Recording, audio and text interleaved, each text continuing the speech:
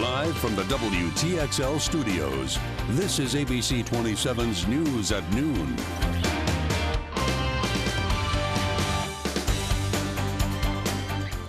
An early morning accident leaves 2 people in the hospital this noon after a car collides with a motorcycle.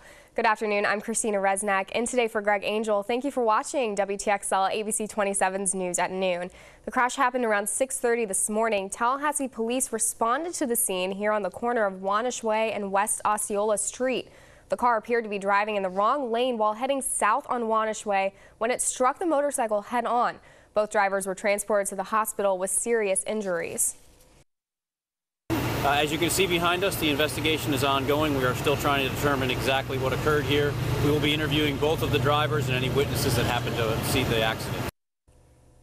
We do not know their conditions yet, but we'll continue to keep you updated on this story on air and online at WTXL.tv. The woman accused of killing a former Lincoln High School football player back in April of 2012 has been found guilty of DUI manslaughter. 24-year-old Rebecca Padowitz was driving the car that killed 28-year-old Rona Hawkins on April 17, 2012. Troopers said the SUV spun out of control, flipped over, and struck a tree, catching fire. Hawkins was thrown from the vehicle and killed. Padowitz was believed to be under the influence. She could face a maximum of 15 years. The Valdosta Police Department is asking for your help in identifying a man who robbed a local express store. It happened at the Murphy Express store on the 200 block of Norman Drive. Authorities are looking for a dark-skinned African-American male around 6 feet tall and 200 pounds. The victim was last seen in Homerville on foot. And if you have any information, you're asked to call the Valdosta Police Department at 229-293-3145. And also in Valdosta, a man was stabbed multiple times on 300 block of Lee Street Lane. Valdosta police arrived on the scene around 5:20 this morning and found Leon Mitchell with several stab wounds. He was taken to the South Georgia Medical Center where he underwent surgery. He is currently listed in serious condition. The murder trial continues for Starquenisha Palmer, the woman accused of stabbing former Florida A&M basketball player Shannon Washington. A jury of 6 will determine if she is found guilty of first-degree murder. Prosecutors and defense attorneys have agreed that an argument broke out between the couple during the early morning hours of September 4, 2011. Palmer's counsel is insisting the fight between Palmer and Washington was a small tiff, and Palmer's reaction stemmed from a flight or fight instinct. The state attorney Kathy Ray is claiming Palmer became jealous when she saw Washington talking to someone else earlier that night. The judge will decide if Adam Frash will be released on bond at a hearing today at 1 p.m. The husband of the late French model found dead in her pool last month has been placed back in jail for violating conditions of his pretrial release. Leon County deputies arrested Frash yesterday after a search of his office revealed 3 guns. Possession of those guns is a violation of his pretrial release terms. The U.S. Department of Health and Human Services Office of the Inspector General says a search warrant was executed related to an allegation of Medicare fraud. That's when they found the 3 weapons.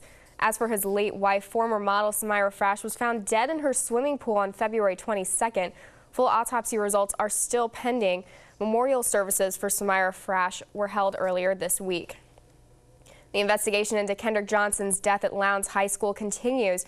According to CNN, now Johnson's former schoolmates and their parents are being subpoenaed. CNN is reporting that current students at Lowndes High School and current and former students at Valdosta High School were called to the courthouse. This comes 4 months after the federal government launched an investigation. Johnson's body was found in a rolled-up gym mat at Lowndes High School in January of 2013. His death was ruled accidental, but Johnson's parents believe he was murdered. The major Tallahassee hotel that was abruptly shut down more than 4 years ago could soon be reopened. A Minnesota-based company has filed permit requests with the city to transform the former Ramada Inn into a new Radisson hotel.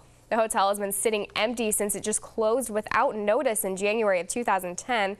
And this is located at the Interstate 10 in North Monroe area next to the Cracker Barrel. The developer is proposing a 186-room hotel and conference center. You can see all the renderings of how the proposed hotel will look inside and out. We've got full details up on the homepage of our website at WTXL.tv. Design phase at the moment. We've got a sort of a fast track with permitting, and it looks like we should be ready somewhere, hopefully September, October. Well, today's the big day. Cascades Park is now open. The grand opening is happening right now, and among the many features to look forward to, Edison Restaurant. Co-owner Adam Corey says construction of the restaurant is underway and should be ready sometime this fall. We'll have much more from the opening tonight on the news at 5. Joel Osteen and his wife Victoria are in Tallahassee today with their show, A Night of Hope. The Osteens are pastors of Lakewood Church in Houston, Texas, one of the biggest churches in America. They'll be speaking tonight at the Donald L. Tucker Center, but they will also be stopping by our studio for an interview. You can catch WTXL's exclusive with them tonight on the news at 6, and their show kicks off at the Civic Center tonight at 7:30 p.m. All right, let's get a check of your weather now with meteorologist Michelle Rotella. And Michelle, these temperatures need to keep going up, right? Because spring is just one step closer to us, right? I know, you're all about spring, and I'm really ready for it. You can tell. I know, it's been a roller coaster for us because we were so warm last week and temperatures were nearing around 80 degrees. And then we sunk into some temperatures that were pretty much on the freezing mark this morning. We had some freeze warnings in effect, but now they've been lifted out of the area. So we're starting to slowly warm up, and we're clear across radar and satellite. Plenty of sunshine just like yesterday, and this time around, we don't have to worry about the wind, and that was such a factor yesterday because around this time we still had some gusts up to 20 miles per hour, but that's not the case. We're slowly on the rise. 62 there in Tallahassee, 61 in Perry. Apalachicola, you're sitting there at 64 degrees, and still some 50s across South Georgia there, Thomasville and Moultrie and Homerville, just slightly cooler and still rising for this afternoon with all the sunshine. Some of us will get to a high of 70 degrees, others staying right up there around 69, and that's where we'll be for Tallahassee around 5 o'clock at night. And a few clouds in the sky for tonight. Still going to be a below average night, though, dropping to the 40s, and a gorgeous day in store for us tomorrow, but there is some rain in the forecast and some heavy rain at that. I'll give you all the details on it coming up in just a few moments. Christina? All right, thanks, Michelle. Well, more than 20 dogs will be available for adoption tomorrow during the annual Pets in Their People adoption event. All 20 dogs were recently rescued by members of the Leon County Humane Society from a high-rate kill shelter in South Georgia. Now, the event is tomorrow from 9 a.m. until 3 p.m. at Proctor's Subaru dealership on Capitol Circle. Well, still ahead on the news at noon, a former NFL player will not be getting out of jail anytime soon. Why the judge says he should remain behind bars. Plus, ice turns dangerous as falling ice shatters a woman's roof, what she says happened. And a protest at a California college turns deadly as one officer strikes back at demonstrators. That's all on the way, but first, remember to connect with our ABC 27 official app. Stay up to date with all the latest local news by downloading the app for free at the App Store and Google Play. We'll be right back.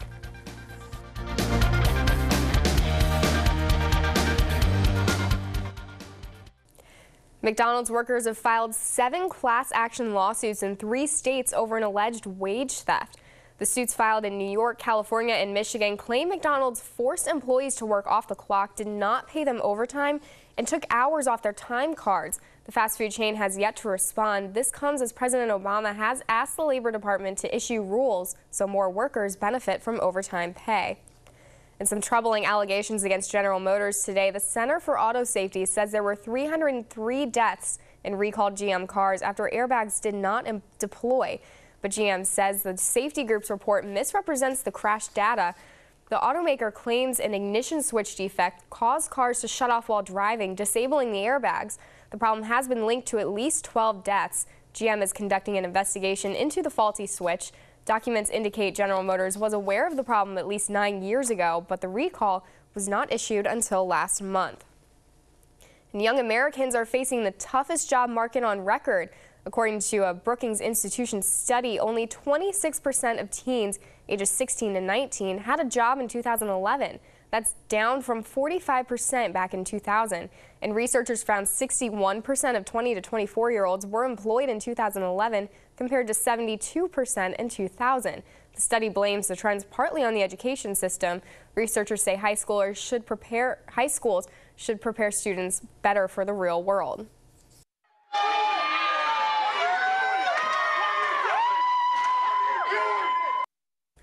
Police and protesters came to blows at City College of San Francisco yesterday. Demonstrators want to reverse policies they say discriminate against undocumented and poor students, and they're demanding a special trustee step down. Protests started out peacefully but turned violent quickly. One officer even used his baton against demonstrators. He was just whacking people down the line, just going down. And then once he got that far into like more of the inner crowd, he was pushing people by their throats. But a spokesman for the college denies that police used excessive force. Another video shows officers being hit by demonstrators. Almost a week after the disappearance of Malaysia Airlines Flight 370, the search area may be growing even larger. A U.S. official says there's a good chance the Malaysia Airlines flight is now at the bottom of the Indian Ocean. The commander of the U.S. naval ship says if that's the case, the search area would expand from the size of a chessboard to that of a football field. Even if the plane crashed and sank in the vastly deeper ocean waters, officials think it will be found eventually. Emergency crews were on the scene of a radioactive material spill in Halifax, Nova Scotia. 4 large containers filled with the material fell on a ship. The local fire department says radiation has been detected, but it's not clear if the levels are dangerous. 2 firefighter teams tested the levels. The first team has found nothing unusual. The ship is owned by the Atlantic Container Line.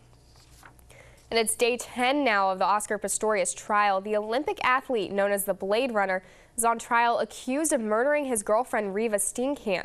He says he thought she was a burglar. The top police commander on the scene that night testified against Pistorius. Pistorius became violently sick when photos of Steenkamp's dead body were accidentally displayed. The trial could last at least another week, and the judge will decide the verdict. And talking your money this noon, retail sales rose 0.3% to over $427 billion in February for the previous month. That's according to the Commerce Department. Retail sales are considered to be a key indicator of economic health. Consumer spending makes up more than 2/3 of the economy.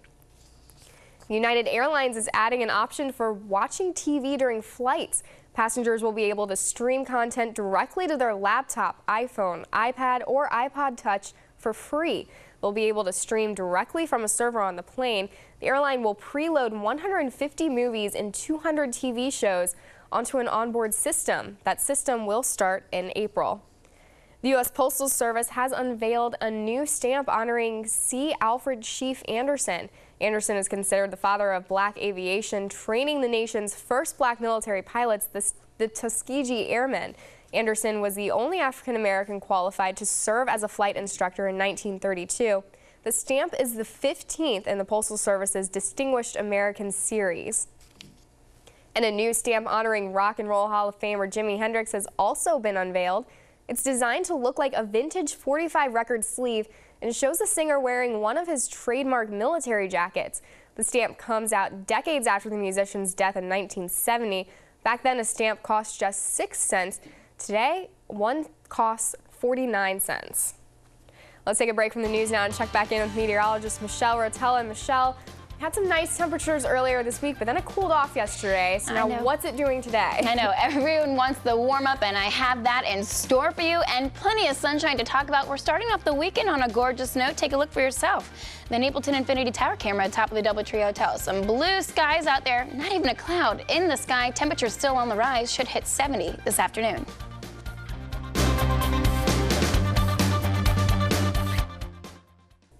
Falling ice from a Chicago building left a driver a bit frazzled after hitting her car. Let's take a look at the vehicle. A 2-by-2 foot sheet of ice fell off the Boeing building and shattered the windshield. Suddenly, windshield shattered, big piece of ice out of nowhere. Glass immediately fell in my lap, fell all over. The woman was driving at the time, but she was not hurt.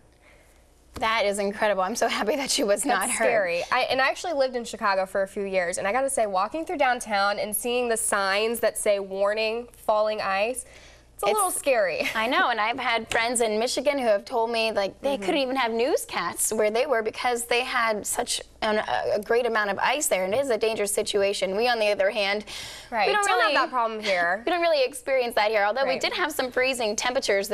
A Los Angeles Superior Court judge has ordered former NFL player Darren Sharper to remain behind bars without bail. Sharper is charged with drugging 2 women he met at a West Hollywood nightclub and then raping them.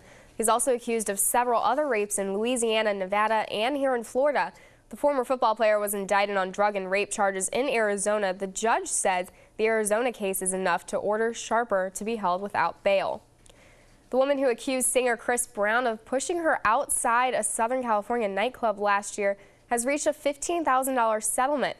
Deanna Gines claims Chris Brown injured her inside Anaheim's Heat Ultra Lounge last June.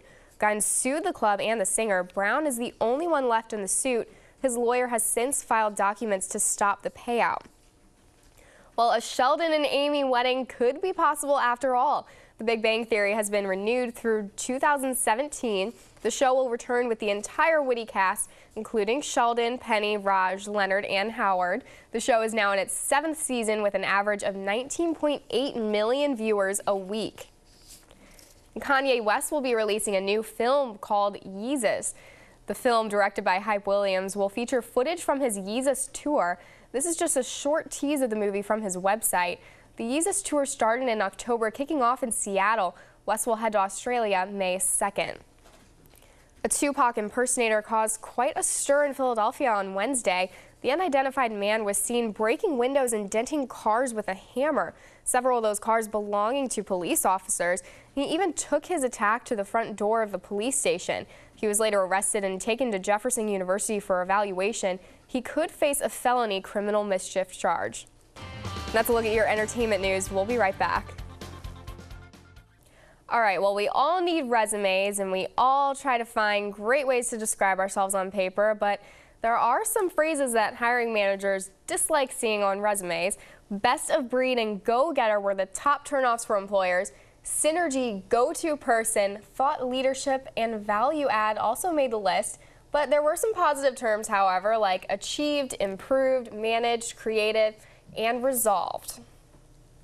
Well, I say that we achieved getting warmer today, and our temperatures are improving as we head throughout the afternoon hours. I'm trying to put some of these words to use. I created these graphics, and yeah, well, putting them to use. There you go. Yeah, there you go. We're going to hit the 70s and stay around average for temperatures pretty much throughout the next 7 days. Some rain showers expected to arrive here on Sunday and last through Monday. Then we dry up once again. Enjoy the sunshine today. All right, looks good. Well, thanks so much for joining us for the news at noon. We'll see you right back here tonight at 5.